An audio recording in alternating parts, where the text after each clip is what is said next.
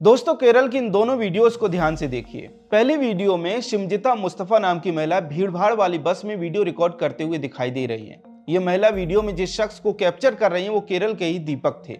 मुस्तफा ने video upload करके दीपक पर आरोप लगाया था कि दीपक ने उन्हें इनएप्रोप्रिएट तरीके से छुआ था। इस आरोप के बाद और वीडियो वायरल होने के बाद दीपक ने आत्महत्या कर ली। अब दूसरी वीडियो को देखिए। इस मामले के बाद केरल के लोग बसों में कार्डबोर्ड लपेट कर जा रहे हैं, कोई लोहे के जाल में बंद होकर जा रहा है। मतलब यह है कि ये झूठे आरोप के खिलाफ प्रतीकात्मक विरोध कर रहे हैं। पुलिस ने शिमजिता मुस्तफा को गिरफ्तार कर लिया है। सवाल यह है कि इस मामले पर पूरे देश में चर्चा क्यों नहीं हो रही, इसे लेकर पश्चिम बंगाल में चुप्पी क्यों है।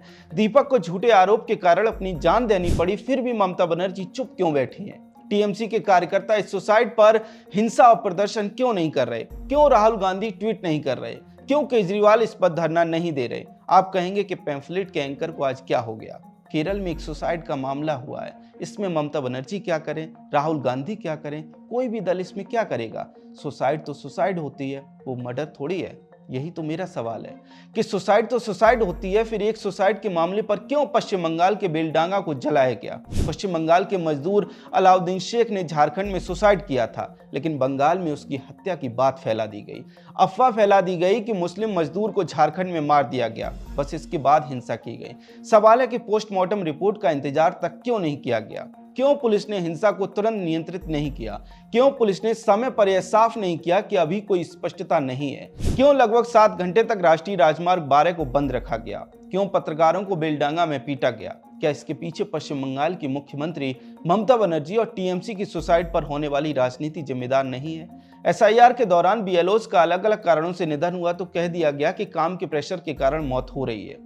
अपने राजनीतिक फायदे के लिए लाशों पर राजनीति की गई। मृतक बीएलओज के परिजनों को तमाम तरह के लाभ देने का ऐलान किया गया। इससे क्या हुआ? इससे हुआ ये कि जिन बीएलओ की नेचुरल डेथ हुई या फिर किसी और रीजन से डेथ हुई, उनके परिजन भी योजना के लाभ के लिए लाइन में लग गए। दोस्तों, ये बहुत गंभीर मामला है, इसलिए ध्यान से समझिए। सेक्सुअल हैरेसमेंट के झूठा आरोप लगने के बाद केरल के दीपक जब सुसाइड करते हैं तो उस मामले पर कोई हंगामा नहीं होता, क्योंकि उससे किसी राजनीतिक दल के हित नहीं जुड़े हैं। लेकिन दूसरी तरफ कई जगहों पर बीएलओ की नेचुरल डेथ को भी सुसाइड बताया जाता है, उस पर हंगामा मचाया जाता है। झारखंड में एक मुस्लिम मजदूर आत्महत्या करता है तो बेलडांगा को जलाया जाता है। क्या ऐसा इसलिए होता है क्योंकि इससे टीएमसी के राजनीतिक हित जुड़े हैं? क्या इसका अर्थ ये नहीं है कि सुसाइड को भी पॉलिटिक्स का टूल बनाया जा रहा है? मजे की बात यह है कि ऐसा पहली बार नहीं हो रहा है, बल्कि पिछले लगभग 10-12 साल में ये एक पैटर्न बनता दिखाई दे रहा है।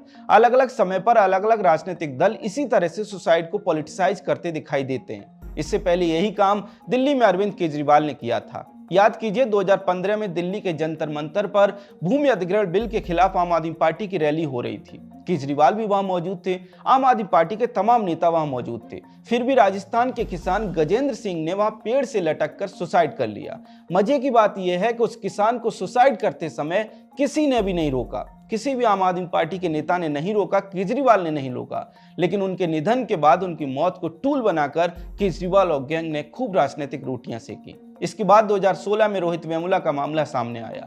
वेमुला की सुसाइड पर कांग्रेसी वामपंथी इकोसिस्टम ने खूब राजनीति चमकाई। आज तक कांग्रेस रोहित वेमुला के नाम पर वोट निचोड़ने का प्रयास करती है। इसी तरह से किसान आंदोलन के दौरान भी हमें ये दिखाई दिया। देश भर में अलग अलग कारणों से कुछ किसानों की मौत हुई, लेकिन उन मौतों से भी राजनीतिक लाभ लेने का प्रयास किया गया। कहने का अर्थ यह है कि पिछले लगभग 12 साल में विपक्षी दलों ने सुसाइड को पॉलिटिकल टूल बनाने का प्रयास किया है और बार बार ये किया है, और अब वो प्रयास चरम पर पहुंचता दिखाई दे रहा है। बेलडांगा का केस इसका सबसे बड़ा उदाहरण है। मतलब अलाउद्दीन शेख की रिपोर्ट में साफ साफ और मोटे मोटे शब्दों में लिखा है कि उसने सुसाइड किया, लेकिन फिर भी क्या सिर्फ इसलिए उसकी मौत को टूल नहीं बनाया गया क्योंकि बंगाल में चुनाव आने वाले हैं? अब सवाल है कि यह खतरनाक क्यों है। ऐसा इसलिए क्योंकि अगर इन दलों को सुसाइड को वेपनाइज करके उसका राजनीतिक लाभ मिलेगा तो क्या गारंटी है कि कल को राजनीतिक दल मर्डर कराकर उन्हें सुसाइड डिक्लेयर करके उसका राजनीतिक लाभ नहीं लेंगे? दोस्तों, निश्चित तौर पर ऐसा संभव है। कैसे? एक उदाहरण से समझते हैं। महाराष्ट्र में सोलापुर जिले के बार्शी तालुका में काहवे नाम का एक गांव है। इस गांव से ट्रेन गुजरती है। लगभग 2 दशक पहले यहाँ कोई रेलवे फाटक नहीं था। ऐसे में अगर किसी गांव वाले की ट्रेन की चपेट में आने से मौत होती थी तो रेलवे उसके परिजनों को मुआवजा देता था।